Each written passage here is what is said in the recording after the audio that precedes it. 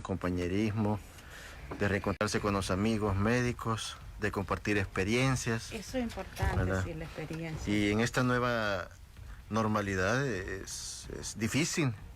Es difícil porque algunos de nuestros colegas, bueno, particularmente hace un par de días, perdí a uno de mis ex compañeros de promoción, amigos, ¿verdad?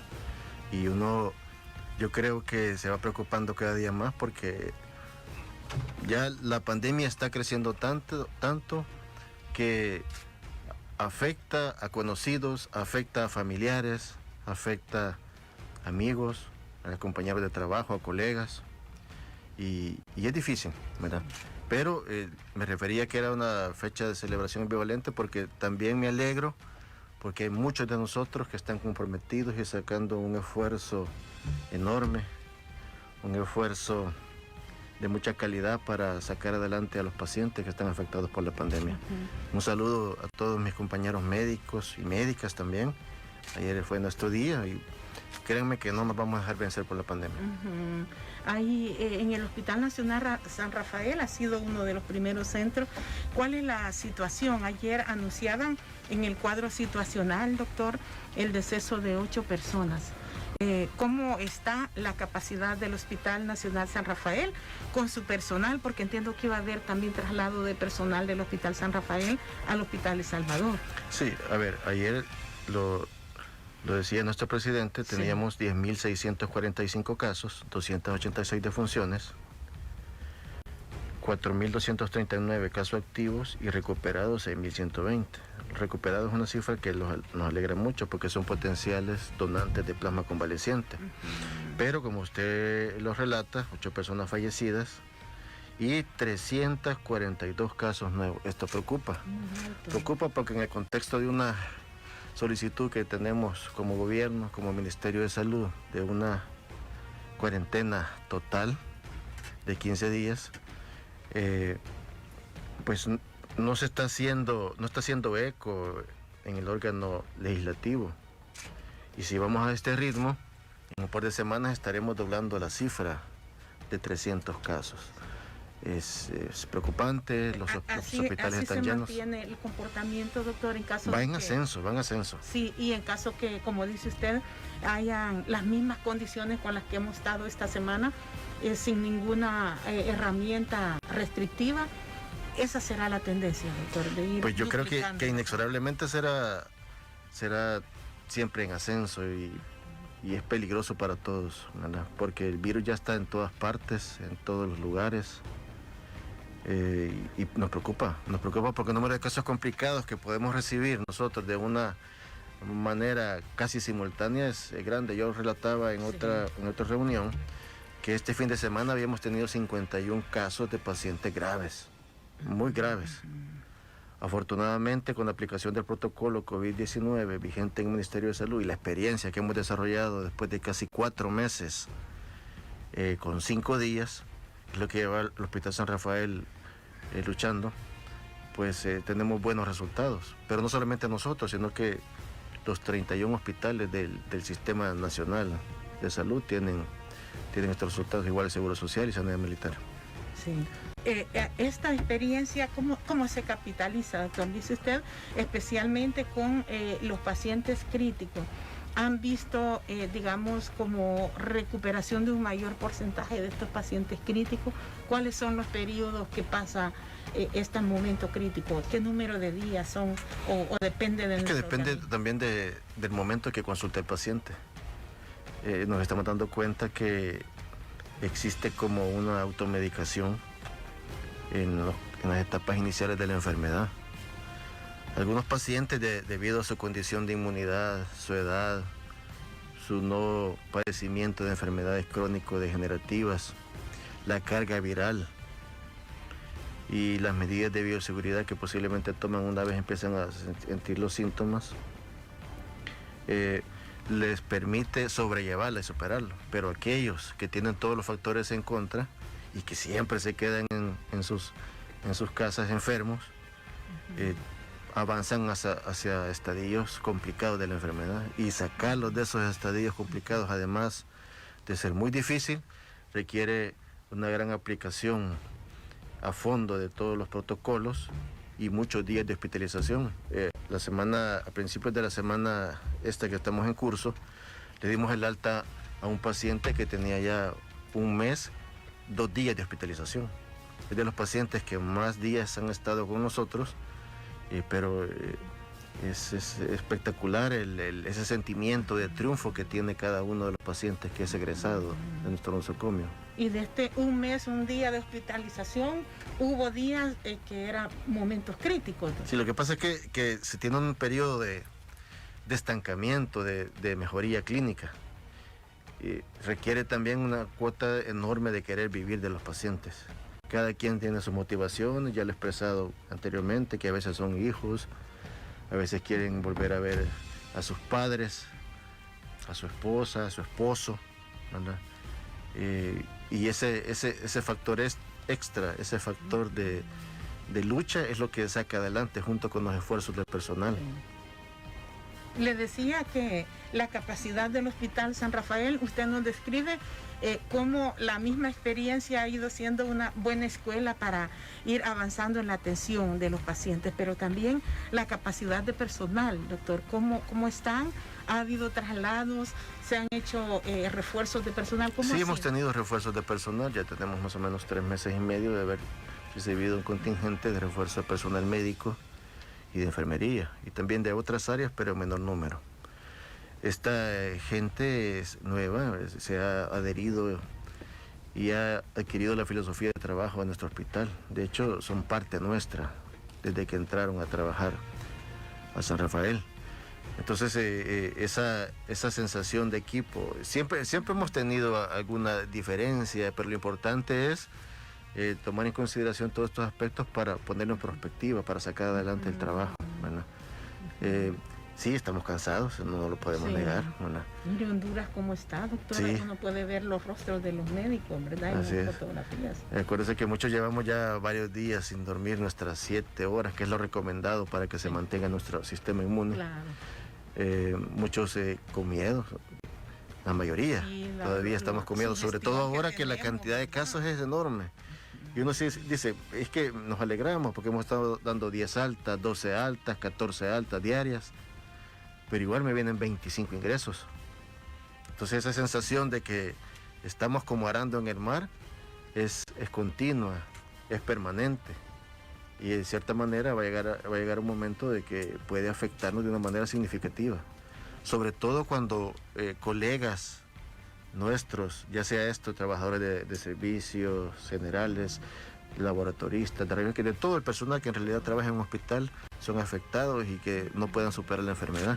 Eso golpea de una forma increíble la moral, el deseo de sacar adelante el trabajo, ¿verdad? Sí. Entonces, pero estamos muy animados, estamos teniendo resultados positivos. Y eso es muy importante en el hospital. Así es. Y decía usted, por ejemplo, que también se hacen traslados para el hospital El Salvador. Ahí ya, ¿cuánto personal se trasladó al final al hospital El Salvador? ¿Y cuánto ha sido el refuerzo que ha llegado al hospital San Rafael? En el hospital San Rafael tuvimos un refuerzo de más o menos 60 recursos multidisciplinarios. En el Hospital El Salvador, bueno, todos sabemos que dado los buenos resultados que habíamos tenido nosotros en nuestra unidad de cuidados intensivos, fue trasladada a la unidad de cuidados intensivos del hospital a el Hospital El Salvador. Pero no solamente son médicos, sino que son enfermeras con experiencia también, e incluso personas que se dedican a servicios generales, porque la bioseguridad es importante para mantener las condiciones íntegras de trabajo de los diferentes escenarios. Y en este sentido, fue un grupo de más o menos, ahorita ya tenemos quizás como unas 60 personas que todavía están en el Hospital El Salvador. Muchos decían, ¿y por qué van a debilitar el hospital? Pues el hospital no está debilitado. El hospital está dando cada día más resultados que van alentando a la población, que van dando una esperanza en este camino tortuoso de la pandemia. Entonces seguimos funcionando yo creo que más del 100% de nuestra capacidad y es importante porque tenemos el escenario del Hospital El Salvador con los pacientes Ahí son críticos. trasladados, ¿verdad, doctor? No hay que llegar a pasar consulta ahí, sino que siempre van... Deben de consultar a la red hospitalaria y nosotros hacemos la referencia cuando consideramos aquellos casos que merecen alguna atención extra, ¿verdad? Sí. Entonces somos una red, funcionamos como una red, ¿verdad? Sí. Igual está el trabajo muy excelente que está realizando el Hospital Nacional Rosales, ¿verdad? Mis respetos siempre para el Hospital Rosales, de los primeros hospitales también del país, y la entrega de su personal es notable. Doctor, ¿se ha cuestionado de por qué solo el énfasis para fortalecer los cuidados de la pandemia y qué ha pasado con la atención de los pacientes que tienen enfermedades preexistentes? Sí, en el caso del Hospital Nacional San Rafael, durante ya casi 3 meses y medio, el hospital tiene una parte anexa que está enfrente. Allí, en un primer escenario, decidimos movilizar aquellos recursos que tienen características de trabajo administrativo para minimizar su riesgo de contagio, porque no es lo mismo el personal clínico al que es puramente con tareas administrativas. Y dentro de esas tareas administrativas también está la farmacia, ¿sí? Y la consulta externa. Para allá se derivó parte importante del personal. Durante 3 meses y medio nosotros hemos estado despachando recetas repetitivas, aproximadamente 300 a 350 recetas repetitivas. Sí. Y hace algún par de semanas empezamos también nosotros con el envío de medicamentos a través de correos de El Salvador. La limitante aquí había sido que los pacientes no habían actualizado sus datos, sus direcciones, porque de repente hay una migración importante y eso podría afectar el destino de los medicamentos. Obviamente hay medicamentos que no pueden ser enviados por correo estatal, me refiero a la insulina, por ejemplo. La insulina hay que ir a traerla presencialmente porque necesita una cadena de frío, porque si no el medicamento se echa a perder. Por lo tanto, si son enviados tratamientos para las enfermedades crónicas, la gente que ha tenido controles de medicamentos se le está abasteciendo de una forma bastante importante. Así hay muchos hospitales que estamos funcionando. ¿Y será suficiente solo eso, doctor? ¿O será que, como usted dice, el paciente necesita un control o un seguimiento del médico que ya conoce la enfermedad preexistente que tenía? Quizás, tal vez no presencial, teleconsulta o algo por el estilo. ¿No se ha pensado, doctor? Ya está pensado y está diseñado parte de este proyecto de la telemedicina. De hecho, el Seguro Social ya lo tiene, ya lo echó a andar hace aproximadamente un par de meses, ¿verdad? Con muy buenos resultados. El Ministerio de Salud ya está por entrar también en ese escenario de la telemedicina, donde, como usted dice, hay que darle seguimiento a los pacientes, pero tampoco exponerlos a una forma de contagio, porque en condiciones normales nosotros atendíamos 600 consultas diarias en consulta externa. Ya se puede imaginar usted 600 personas en un área donde pueden estar contenidas, y la carga viral puede ser enorme, entonces puede ser un desastre para la salud pública. Sí. En este sentido, mantenemos nosotros el abastecimiento de medicamentos a través de las recetas repetitivas para que los pacientes no se descompensen y no lleguen a hospitalización o, en sus casos más graves, a una complicación de salud. Sí. Doctor, decía usted que la automedicación en etapas iniciales puede ser un factor que favorezca una condición sumamente crítica en caso de haber contraído el SARS-CoV o COVID. ¿Qué le podemos decir? Porque es una costumbre que tenemos nosotros que cuando nos comienza, que no nos la creemos, ¿verdad? Lo que pasa es que hay medicaciones peligrosas. Bueno, todos hemos leído, en la actualidad nos gusta actualizarnos, pero hay que actualizarlo de información oficial, no de información de páginas que no tienen ningún tipo de respaldo académico o de investigación. Y oímos en más de una oportunidad que los esteroides son buenos, ¿verdad? Los esteroides tienen sus riesgos, tienen su prescripción en las diferentes etapas de la enfermedad. Y en el caso de los diabéticos, los esteroides puede ser que eleven la glicemia, elevan el azúcar en sangre. Y eso puede meter al paciente en una cetoacidosis diabética o un coma hiperosmolar. Es decir, debe de existir siempre el asesoramiento. De hecho, en los casos que son positivos, el Ministerio de Salud, sobre todo el primer nivel de atención, las regiones y las unidades de salud, para quienes mando un saludo y reconocimiento enorme, porque están haciendo un trabajo, pero de contención enorme. Yo creo que si los hospitales estuviéramos respaldados por ellos, estuviéramos nosotros desbordados de hace varios meses, ¿verdad? Sí. Entonces un saludo para los compañeros de primer nivel.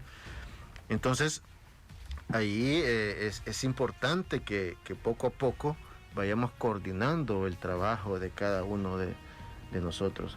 Y debe de ser, o debe de acudir a consulta cualificada el paciente que empieza con alguna sintomatología, que puede ser sugestiva de COVID, ¿verdad? No todo lo que es tos, no todo lo que es fiebre es COVID, ¿verdad? Porque puede ser catarro común. Pero ¿verdad? Hay que darle la debida importancia, como dice en los asmáticos es un gran problema porque no sabe realmente si tienen broncoespasmo de la evolución natural de su enfermedad o si ya son algunas manifestaciones de la unidad pandemia. De cuidados intensivos, doctor Ramírez, del Hospital San Rafael está al límite ya. Sí.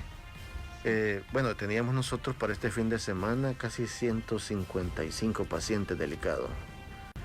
Ahí está toda hospitalización, unidad de cuidados intensivos, intermedios. Sí. Hemos tenido que adecuar áreas que antes eran para la atención de partos. Nuestro centro obstétrico prácticamente es un cuidados intermedios, ¿verdad? Donde hay pacientes que merecen una atención especial, ¿verdad? Sí. Nuestra unidad de cuidados intensivos también. Sí. Y fíjese que aquí está informando la oficina de prensa del partido FMLN. Dice que, compañeros, se les informa que hace unos momentos falleció el exalcalde de Ciudad Delgado, Tomás Minero. Él estaba ingresado, dice, por COVID-19. Estuvieron haciendo campañas para solicitar donación de plasma, pero pese a los esfuerzos, hace unos momentos, este miércoles, ha fallecido el exalcalde de Ciudad Delgado, Tomás Minero. Se suma a la larga lista, decía usted, llevamos ya 286 fallecidos. Sí. Bueno, es lamentable que se pierdan vidas de cualquier salvadoreño. Mi pésame para la familia del exalcalde. No estaba ahí en Santa Tecla. Primero dijeron que estaba en el hospital Amatepec del Seguro. Sí, creo que no estaba en el Seguro. Nosotros sí hemos tenido otros políticos y afortunadamente han superado la enfermedad. Sí. Y bueno, lamentablemente son situaciones que pasan y que van a seguir ocurriendo si no hacemos una intervención como país, si no buscamos nosotros el apoyo legal, la cuarentena total por 15 días. Me molesta la situación de silencio de la Asamblea Legislativa, que ellos sí han querido, bueno, están implementando el teletrabajo, pero la mayoría de gente está haciendo trabajo presencial, ¿verdad? Entonces yo creo que ellos han tenido algunos casos también, ¿verdad? Para que vean que nos puede llegar a todos, ¿verdad? Sí. Entonces creo que las medidas deben de ser para todos los salvadoreños, ¿verdad? Y si vamos a solicitar la cuarentena deben de darnos herramientas jurídicas que permitan detener la velocidad que está alcanzando. Vamos a hablar de esto, de la necesidad de herramientas para detener los altos niveles de propagación del COVID-19. 342 casos en las últimas 24 horas. Es preocupante y nos dice el director del Hospital Nacional San Rafael, doctor Yerles Ramírez, que si se mantiene como están las condiciones, pues para las próximas semanas seguirá este incremento. Gracias a Créditos MIPE. Impulsa y haz crecer tu negocio. Solicita tu crédito MIPE en nuestra cooperativa Acacepsa DRL. Solicítalo en cualquiera de nuestras agencias en Santa Ana, Coatepeque, Atiquizaya y agencias Sonsonate. Contamos con 54 años que nos respaldan. Acacepsa DRL, miembro de la red de cooperativa Fedecasas. Ya volveremos, son las 7:24. 7 de la mañana con 30 minutos en la poderosa radio cadena YSKL, nuestro programa Punto de Vista, con el doctor Yerles Ramírez, director del Hospital Nacional San Rafael.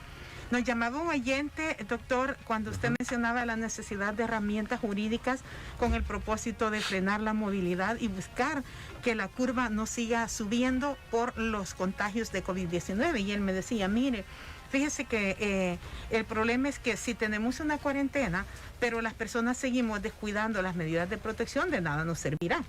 Además, me dice, como no tenemos transporte, hay personas que en un mismo vehículo llevan a varios ciudadanos. Entonces, ¿qué se debe hacer de manera de generar mayor conciencia y combinar las herramientas jurídicas que se espera? Bueno, hay silencio, usted decía que le preocupa el silencio en la Asamblea, Sí, preocupa. pero ¿cuáles son los criterios desde su perspectiva médico-científica, doctor, para enfrentar esta real situación que tenemos? A ver, la medida de cuarentena total es una medida que ayuda, pero solo la cuarentena de una forma aislada no es suficiente. Sí. Debe ser acompañada de las adecuadas medidas de bioseguridad, de una portabilidad correcta de mascarillas. Uno se desplaza por las calles de San Salvador y mira gente que tiene como hamaca de barbilla las mascarillas, o como que fueran vinchas, ¿verdad? Cuando la colocación correcta, la utilización correcta no es la adecuada. También el lavado de manos, eso es bien importante, ¿verdad? Y el distanciamiento social o la sana distancia, que debido a la mutación que ha tenido este virus, ahora se está recomendando que ya no sean 2 metros, sino que sean 3 metros, porque el virus tiene mayor capacidad de infectar, pero un poquito menos de agresividad. Esas son las variantes que ha tenido el virus. Entonces, todos esos son factores que van de la mano, que van concatenados, que van unidos, para que la velocidad de la pandemia vaya reduciendo. Sí. Doctor, ¿y el transporte de pasajeros puede ser un foco de alto riesgo? De hecho, si revisamos los ministerios y las recomendaciones de bioseguridad del Ministerio de Salud, vemos que en primer lugar son los centros, los establecimientos de salud. El segundo es el transporte público, ¿sí? Sobre todo en época invernal, que puede ser que cierren las ventanas de los autobuses cuando está lloviendo, y la concentración y la carga viral de algunos pacientes que pueden ir positivos o asintomáticos puede ser enorme. Entonces es la receta perfecta para contaminar grandes cantidades de usuarios del transporte público. Sí hay recomendaciones cuando se dé la apertura de transporte público que deben de tomarse en consideración, desde el distanciamiento en la propia unidad hasta también la higienización de las diferentes unidades. Eso es lo que están por hoy definiendo. Y fíjese que incluso en los pacientes que nosotros hemos dado alta, hay bastante gente que se dedica al transporte público. Dentro de trabajadores de servicios. Sí, como pacientes, así es. Sí. Mire, doctor, y hay en los últimos días un movimiento de sus colegas pidiendo mayor responsabilidad del órgano legislativo. ¿Cómo lo analiza usted la necesidad de que se conjunten los esfuerzos a nivel de órganos de Estado? Pues es necesario y urgente. Hemos tenido ya más o menos 3 semanas de atraso, donde hay un silencio administrativo.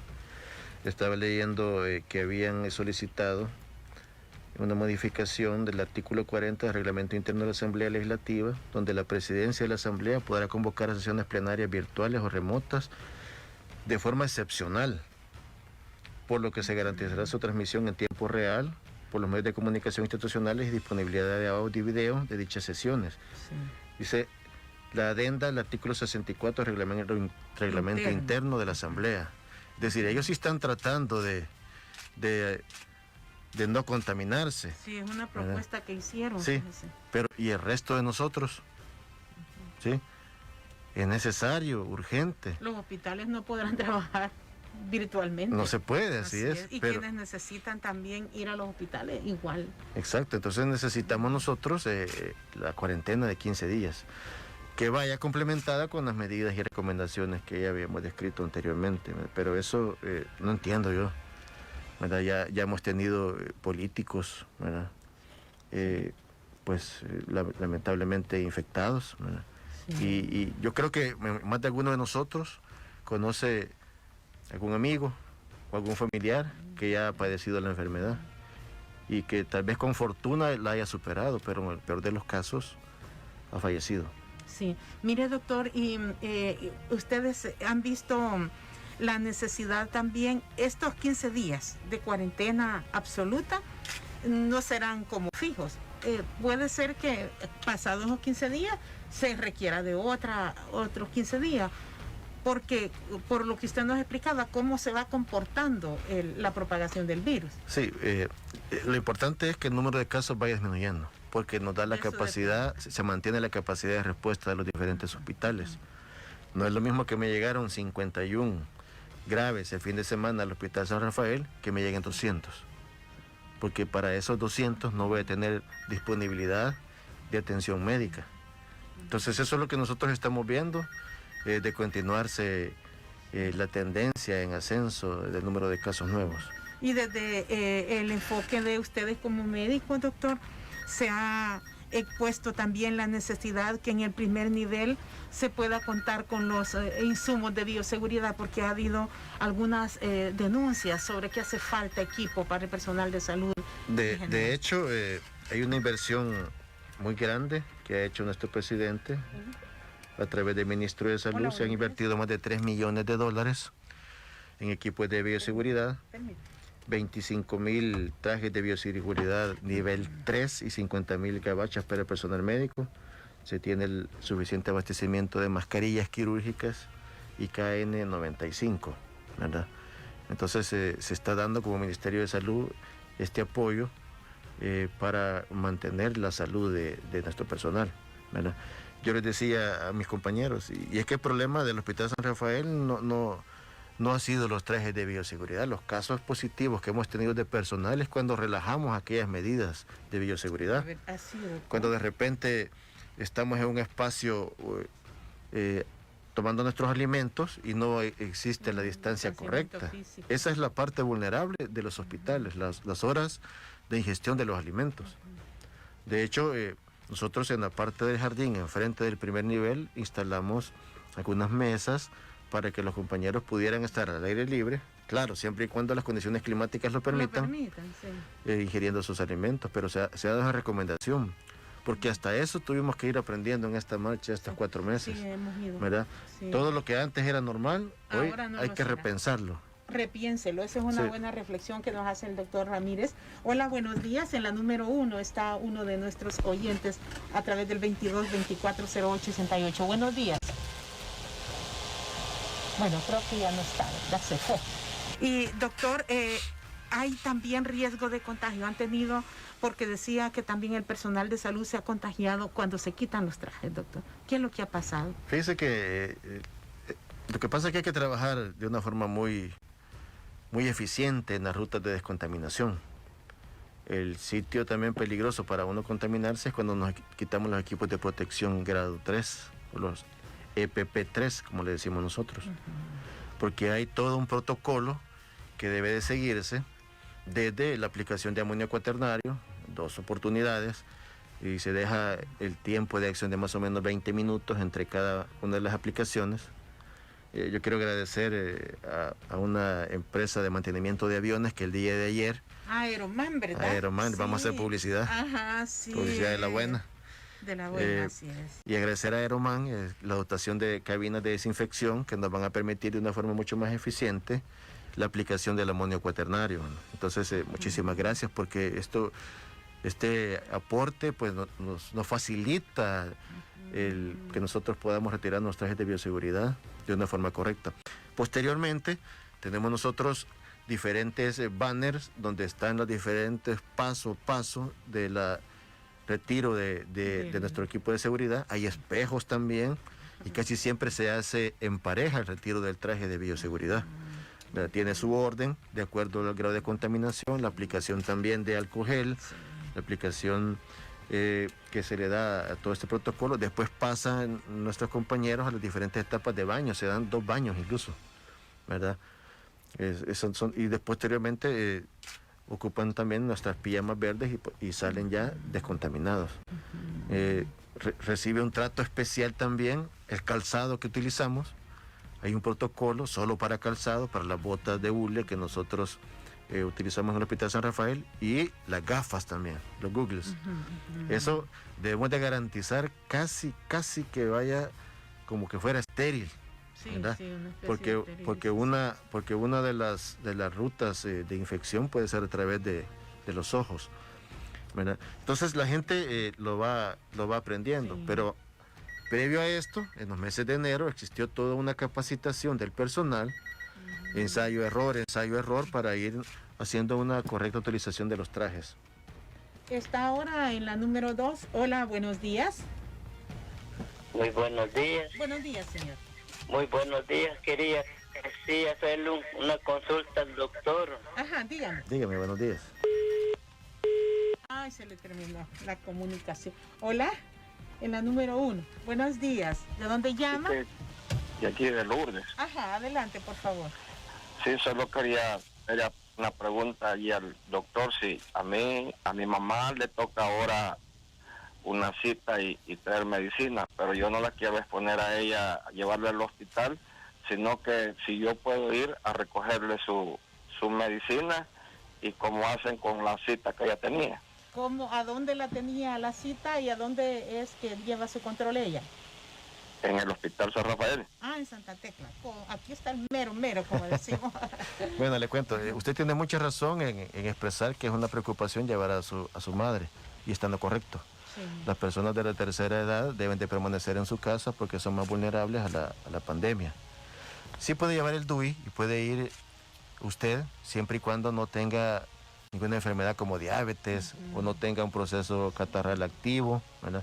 Lleva su DUI, el DUI de su madre, y nosotros le vamos a facilitar los medicamentos que ella toma, porque tenemos una base de expedientes clínicos donde estamos nosotros viendo qué medicamentos toma con regularidad para poder abastecerlo. Mire, doctor, y en el caso de citas, por ejemplo, las citas que se programan es con base a lo que ustedes profesionalmente determinan es un tiempo necesario para evaluar cómo voy como paciente. En este caso, por ejemplo, él dice que tenía una cita. ¿Qué sucede con la cita, doctor? ¿Pueden esperar? ¿Cuál es el criterio médico que ustedes aplican? Bueno, primero es que tenga el abastecimiento correcto de medicamentos. Sobre todo tenemos dificultades con los pacientes diabéticos insulinodependientes. El frasco de insulina particular vale arriba de $25. Hay gente que ocupa 2 frascos. Estamos hablando de $50 mensuales, que muchas veces los pacientes no lo tienen. Entonces estos pacientes deben de siempre acudir para que se les dé su medicamento y puedan aplicarse las dosis diarias de insulina.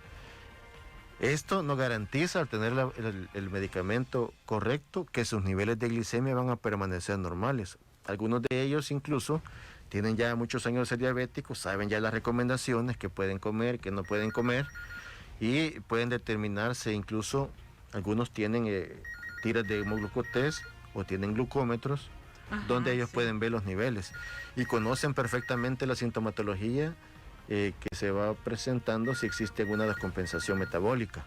Entonces, sí existen hospitales que todavía están dando atenciones para pacientes críticos de enfermedades crónico-degenerativas que no tienen nada que ver con COVID.